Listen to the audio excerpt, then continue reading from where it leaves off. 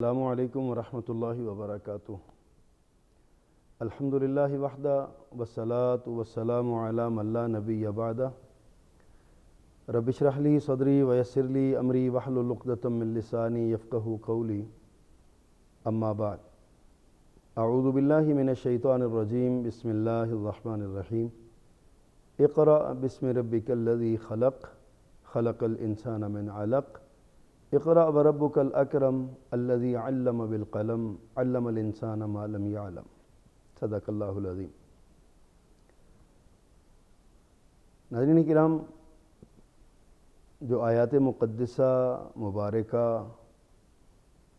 آپ کے سامنے تلاوت کی ہیں، یہ آیات قرآن حکیم فرقان مجید کی بالکل ابتدائی اور پہلی وحی ہے متفقہ طور پر جو رسول کائنات صلی اللہ علیہ وسلم پر اتاری گئی۔ سید ولد آدم ابھی خلعت رسالت سے سرفراز نہیں ہوئے تھے کہ اللہ کے رسول صلی اللہ علیہ وسلم کو خواب آنے لگے، اور خواب ایسے تھے جیسے آپ رات خواب دیکھتے اگلے دن وہ پورا ہو جاتا۔ سچے خواب یہ ابتدا ہوئی ہے۔ رسول اللہ صلی اللہ علیہ وسلم ان حالات میں آپ تنہائی پسند ہو گئے۔ آپ اپنے گھر سے نکلتے اور 6 دن کا 7 دن کا راشن ساتھ لیتے، اور آپ غار حرا میں چلے جاتے۔ وہاں بیٹھ کے آپ اکیلے میں اللہ کا ذکر کرتے اور اس کائنات پہ غور کرتے اور اس بات پہ توجہ کرتے کہ یہ اللہ نے کیسے یہ نظام بنایا ہے، اور یہ کائنات اللہ نے کیسے چلائی ہے، اور کس انداز میں اللہ پاک نے یہ سارا معاملات کیا۔ تو آپ کئی دن اس خلوت نشینی میں گزارتے، راتیں بھی وہیں پہ گزرتی، حتیٰ کہ جب آپ کا وہ کھانے پینے کا سامان اب ختم ہو جاتا تو نبی مکرم صلی اللہ علیہ وسلم پھر آپ گھر تشریف لاتے، اور وہاں سے آپ دوبارہ 1 دن اپنے گھر میں رہ کر، اپنی زوجہ محترمہ کے پاس رہ کر، بچوں کے ساتھ رہ کر آپ پھر وہ سامان اٹھاتے اور چلے جاتے اسی غار حرا میں۔ اسی طرح یہ نظام چل رہا تھا۔ آپ خواب دیکھتے، اگلے دن وہ خواب سچ ہو جاتا، جو خواب دیکھتے اگلے دن سچ ہو جاتا، کہ ایک دن اچانک آپ غار حرا میں تشریف فرما تھے کہ جناب جبریل تشریف لائے، اور انہوں نے آگے نا آپ کو کہا اقرا، پڑھیے۔ پیارے پیغمبر صلی اللہ علیہ وسلم فرماتے ہیں کہ ما انا بقارئ، میں تو نہیں پڑھا ہوا، میں کیا پڑھوں گا؟ تو حدیث میں آتا ہے پیارے پیغمبر نے خود ارشاد فرمایا صلی اللہ علیہ وسلم کہ مجھے جناب جبریل نے زور سے اپنے جبھے میں لیا اور دبایا، زور سے دبایا، پھر مجھے چھوڑ کے کہنے لگے اقرا، پڑھیے۔ آپ نے پھر وہ ارشاد فرمایا کہ ما انا بقارئ، میں نہیں پڑھا ہوا، میں کیسے پڑھوں گا، میں نہیں پڑھا ہوا۔ حتیٰ کہ تیسری بار یہی معاملہ ہوا تو جب جناب جبریل نے تیسری بار دبایا اور چھوڑا اور فرمایا اقرا بسم ربک الذی خلق، اپنے اس رب کے نام کے ساتھ پڑھیے جو اللہ، جو آپ کا خالق ہے، جس نے پیدا کیا ہے ساری کائنات کو، اس کے نام سے پڑھیے۔ تو نبی مکرم صلی اللہ علیہ وسلم نے ان کے پیچھے پیچھے یہ آیات، جو ابتدائی 5 آیات ہیں، یہ پڑھنا شروع کر دیں۔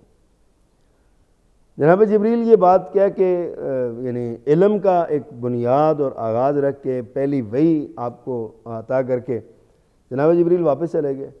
نبی صلی اللہ علیہ وسلم بہت گھبرا گئے، پریشان ہوئے بڑے کہ یہ کیا ذمہ داری مجھ پر عائد ہو گئی ہے، پتہ نہیں اب میں اس کو نبھا پاؤں گا یا نہیں، یا کیا معاملات تھے۔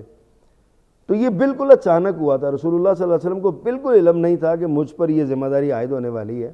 آپ تو روٹین کی زندگی گزار رہے تھے، بس خلوت پسند تھے، تنہائی میں غور و فکر کرتے تھے سارا۔ اللہ کا اپنا ایک نظام ہے، اللہ سبحانہ و تعالیٰ نے وہ نظام ایک قائم کیا، بنایا، اور وہ سارا معاملہ۔ پھر یہ ہوا کہ آپ جب گھر تشریف لائے تو آپ کا جسم کپ کپا رہا تھا، پریشانی بڑی تھی۔ سیدہ خدیجہ الکبریٰ رضی اللہ تعالیٰ نے آپ کی پریشانی کو بھانپا، پوچھا کیا ہوا؟ تو آپ نے ارشاد فرمایا زملونی زملونی، مجھے کمبل اڑاؤ، مجھے کمبل اڑاؤ۔ انہوں نے کمبل ڈال دیا، آپ لیٹ گئے، جسم کی کب کبھی ختم ہوئی، جناب خدیجہ رضی اللہ تعالیٰ عنہ ام المومنین نے، آپ کی زوجہ محترمہ نے آپ کو دلاسا اور تسلی دیتے ہوئے آہستہ آہستہ آپ کو فریش کیا اور پوچھا کیا ہوا، تو آپ نے ساری باتوں کو بتائی اور کہا مجھے ڈر لگتا ہے، مجھے اپنی جان کا ڈر لگتا ہے، پتہ نہیں کیا بنے گا میرے ساتھ۔ تو سیدہ خدیجہ رضی اللہ تعالیٰ عنہ نے پیارے پیغمبر صلی اللہ علیہ وسلم کے بلند اخلاق کی گواہی دی۔ ایسی گواہی ہے جو ایک گھریلو خاتون اپنے شوہر کے بارے میں دے تو اس کا مطلب ہوتا ہے کہ وہ یقیناً سچ بول رہی ہے اور اپنے شوہر کی وہ عظمت بیان کر رہی ہے جو واقعتاً اس کے اندر موجود ہے۔ بڑے ہی خوبصورت اور کمال جملے ہیں جو جناب خدیجہ رضی اللہ تعالی عنہا نے ارشاد فرمائے۔ انہوں نے فرمایا اللہ کے پیغمبر کلا واللہ لا یخزیک اللہ ابدا، کہنے لگے ہرگز نہیں، اللہ کی قسم ہے اللہ آپ کو کبھی بھی رسوا نہیں کرے گا۔ کیوں؟ اس لیے انک لتصل الرحم، آپ تو صلہ رحمی کرنے والے ہیں۔ صلہ رحمی اتنا بڑا عمل ہے، اتنا بڑا عمل ہے صلہ رحمی، رشتہ داریوں کو ملانا، آپس میں ملتے جلتے رہنا، جو توڑے اس سے بھی ملانا، اور یہ بہت بڑا اللہ نے عظیم عمل بتایا۔ تو سیدہ خدیجہ رضی اللہ تعالیٰ عنہ نے پیارے پیغمبر صلی اللہ علیہ وسلم کی جو صفات دیکھی تھی شادی کے بعد آپ کے ساتھ رہتے ہوئے، ان کا خلاصہ اور نچوڑ بیان کیا۔ فرمایا انک لتصل الرحم، آپ صلہ رحمی کرنے والے ہیں، اور اسی پر بس نہیں بلکہ وتحمل الکل، آپ تو ناداروں کا بوجھ اٹھاتے ہیں، ذمہ داری اٹھا لیتے ہیں کسی کی، اس کی ضرورت کو پورا کرتے ہیں۔ وتحمل الکل، اس کی ذمہ داری اٹھاتے ہیں۔ وتکسب المعدوم، آپ بے روزگاروں کے لیے کمائی کرتے ہیں، جن کے پاس روزگار نہیں ہے، جو بیچارے غریب ہیں، نادار ہیں، مفلس ہیں، آپ ان کے لیے کمائی، جو آپ کماتے ہیں ان پہ خرچ کر دیتے ہیں آپ۔ یہ بہت ایک زبردست صفت ہے۔ پھر فرمایا وتقری الضیف، آپ مہمان کی عزت کرتے ہیں۔ مہمان کی عزت کرنا یہ بہت بڑا عمل ہے، بہت شاندار عمل ہے، اور یہ بہت بلند اخلاق والے ہی یہ کرتے ہیں۔ جو مہمان آئے تو اس کے آنے پر ماتھے پہ سلوٹیں نہ ڈالیں، یہ پیارے پیغمبر صلی اللہ علیہ وسلم کی یہ صفت ہے کہ وہ مہمان کی عزت کرتے ہیں۔ وَتُعِينُوا عَلَىٰ نَوَائِبِ الْحَقِّ، فرمایا حق کے کاموں میں آپ مددگار ہیں۔ اب دیکھیے یہ چار صفتیں ہیں جو صلہ رحمی، بوجھ اٹھانا، ناداروں کے کام آنا، مہمان کی عزت کرنا، اور پانچویں نوائب حق پر مددگار ہونا، یہ رسول اللہ صلی اللہ علیہ وسلم کی صفات بیان کی۔ فرمایا یہ صفات اس بات کا تقاضا کرتی ہیں کہ اللہ پاک آپ کو کبھی رسوا نہیں کرے گا، بلکہ اللہ آپ کو زیادہ عزت دینے والا ہے۔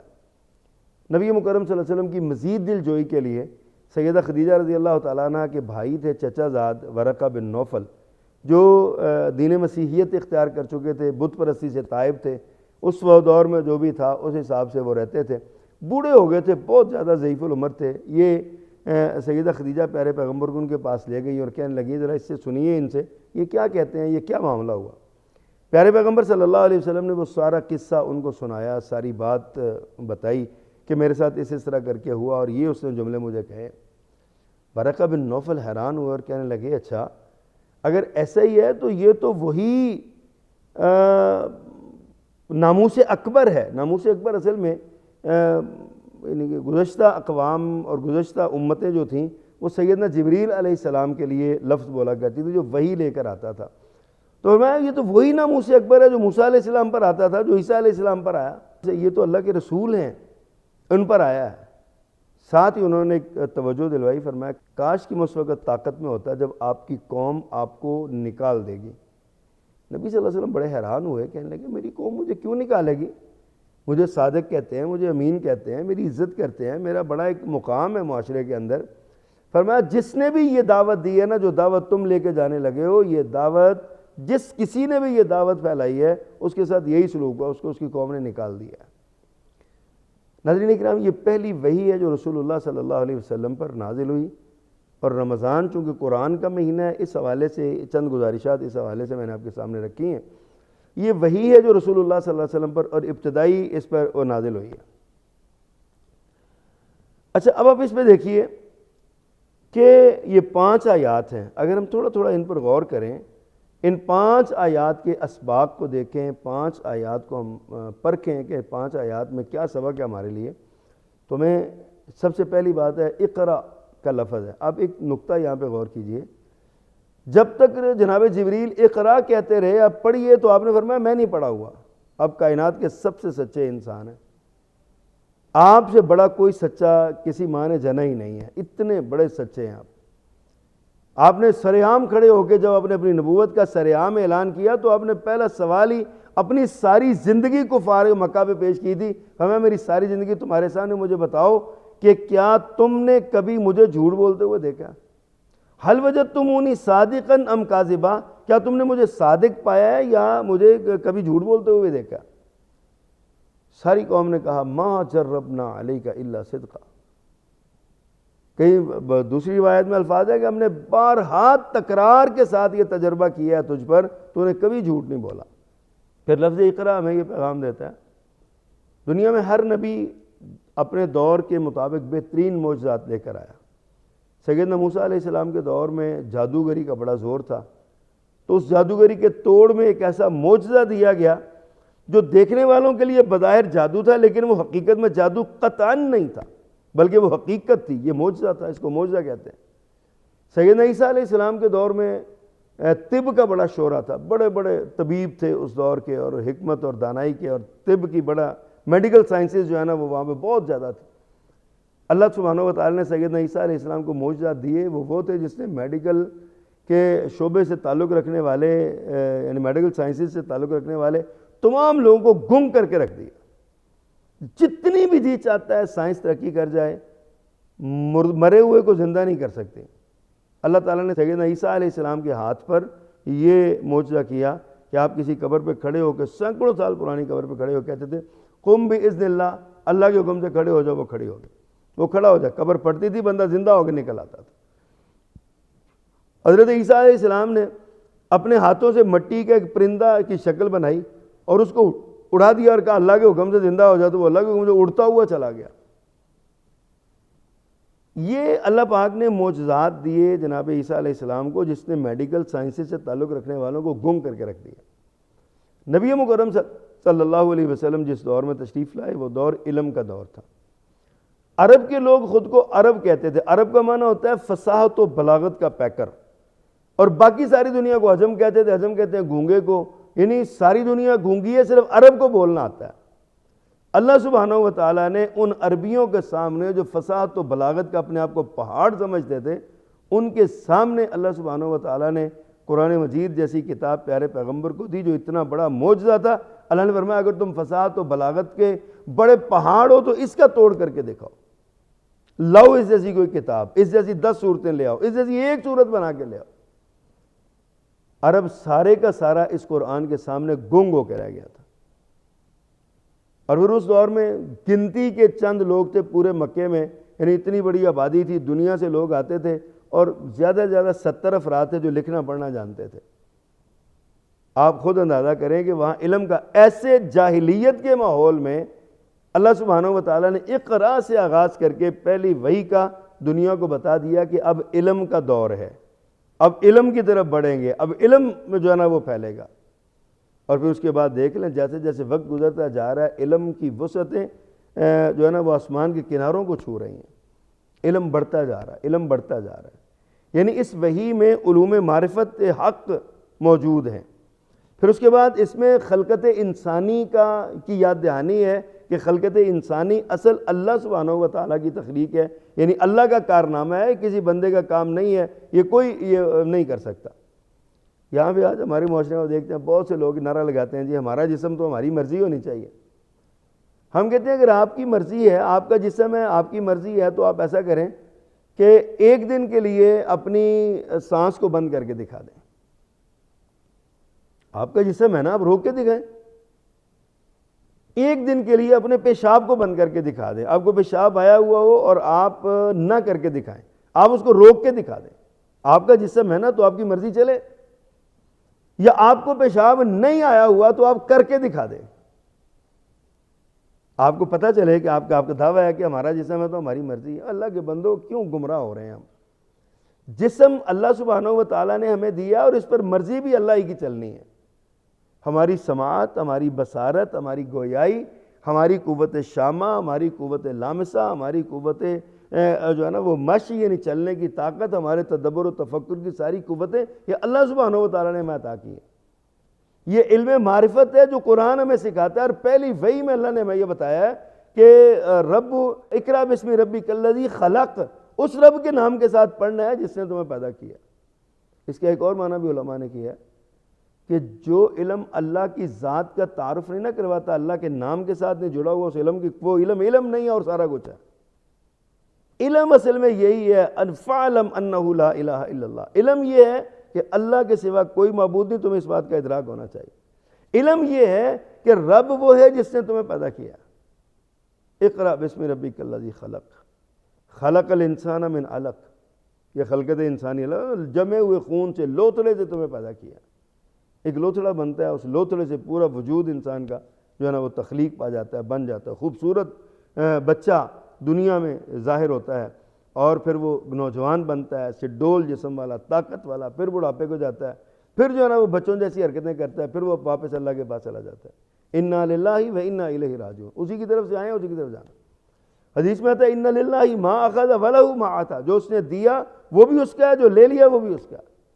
وکل شیء عندہ بأجل مسمى، ہر ایک کا اللہ نے وقت مقرر کیا ہوا ہے، اللہ کے پاس وہ نشان زد ہے سارا کچھ۔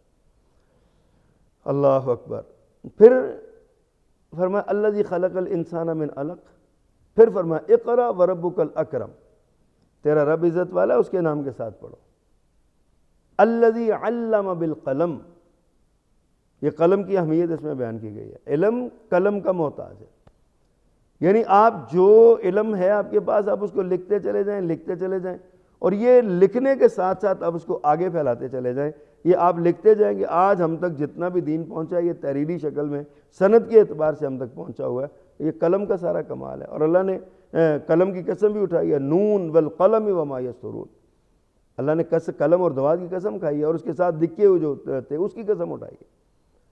تو ہمیں اقرا وربک الاکرم الذی علم بالقلم علم الانسان ما لم یعلم، اس نے وہ سکھایا جو انسان کو پتہ ہی نہیں تھا، علم نہیں تھا، انسان کا علم جو ہے نا وہ اس نے ہمیں یہ سکھایا۔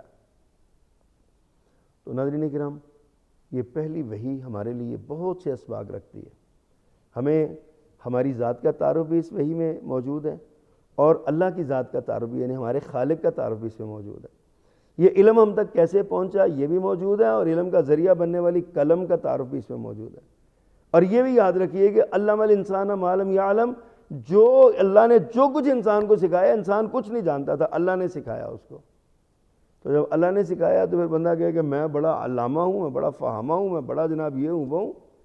حضرات، کوئی علم کی حیثیت نہیں ہے۔ اللہ چاہے تو یہ علم سلب بھی کر سکتا ہے، اللہ چاہے تو اس علم کو ضائع بھی کر سکتا ہے، اللہ چاہے تو اس علم کو اور بڑھا سکتا ہے۔ یہ علم ہماری نجات کا ذریعہ بن سکتا ہے، یہ علم ہمارے وبال کا بھی سبب بن سکتا ہے۔ اس لیے اس پہلی وحی کے تناظر میں اپنے اعمال اور اپنے عقائد کی اصلاح کیجیے۔